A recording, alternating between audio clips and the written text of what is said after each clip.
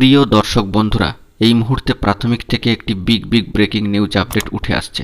প্রাথমিক টেটে 82 নাকি সংরক্ষিত প্রার্থীদের জন্য 83 পেলে পাস, এ নিয়ে একটি জাজমেন্ট ডে সামনেই আসতে চলেছে।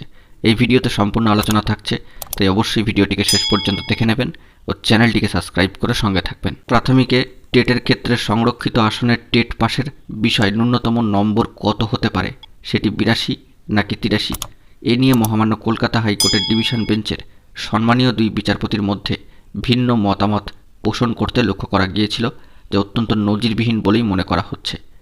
এবারের নিষ্পত্তির জন্য সেই মামলা চলে গিয়েছে তৃতীয় বেঞ্চে। তৃতীয় সিঙ্গেল বেঞ্চে এই মামলার কিন্তু নিষ্পত্তি হবে। সম্মানীয় বিচারপতি সৌগত ভট্টাচার্য মহাশয়ের বেঞ্চে, এই সিঙ্গেল বেঞ্চে এই মামলার নিষ্পত্তি হবে এবং এখানেই শুনানি হবে। আগামী 16ই আগস্ট এ বিষয়ে এই মামলার কিন্তু শুনানি হবে এবং সেই দিন এ বিষয়ে কোনো জাজমেন্ট উঠে আসার সম্ভাবনা রয়েছে। গত বৃহস্পতিবার সব পক্ষের আইনজীবীরা ওই এজলাসে গিয়ে মামলাটির দ্রুত শুনানির জন্য আবেদন করেছেন। তারই প্রেক্ষিতেই শুনানির দিন ধার্য করেছে আদালত। প্রসঙ্গত জানিয়ে রাখা দরকার যে টেট পাসের জন্য সংরক্ষিত প্রার্থীদের ন্যূনতম প্রাপ্ত নম্বর 55% বা 55%। 150 নম্বরের পরীক্ষায় 82.5 পেলে এই 55% হয়। তবে জাতীয় শিক্ষক শিক্ষণ পর্ষদ বা এনসিটির নিয়ম অনুযায়ী পরীক্ষার্থীরা 82 নম্বর পেলেই এক্ষেত্রে তাদেরকে উত্তীর্ণ বলে বিবেচনা করা হয়। কিন্তু প্রাথমিক শিক্ষা পর্ষদের যুক্তি যে 150-র মধ্যে 82 নম্বর আসলে 54.67%। নিয়ম অনুযায়ী 55% কিন্তু হচ্ছে না। 1 নম্বর বেশি হলে তবে তার শতাংশের বিচারে হতো 55.34। সেক্ষেত্রে 55% নিয়ম প্রযোজ্য হতো। এ বিষয়ে সম্মানীয় বিচারপতি অভিজিৎ গঙ্গোপাধ্যায় মহাশয় গত বছর 21 জন চাকরি প্রার্থীকে প্রাথমিক নিয়োগ প্রক্রিয়ায় অংশগ্রহণের সুযোগ দেন।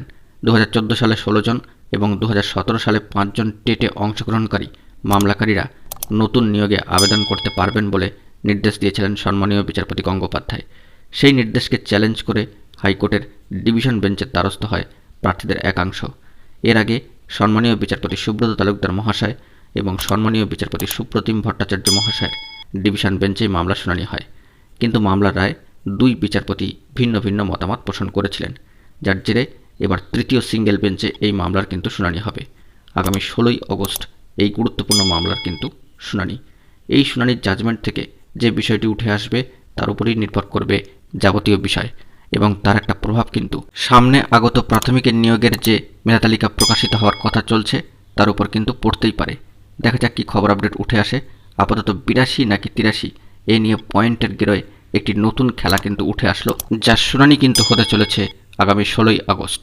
বন্ধুরা, এখন এটুকুই। সকলে ভালো থাকবেন ও চ্যানেলটিকে এখনই সাবস্ক্রাইব করে সঙ্গে থাকবেন। ধন্যবাদ।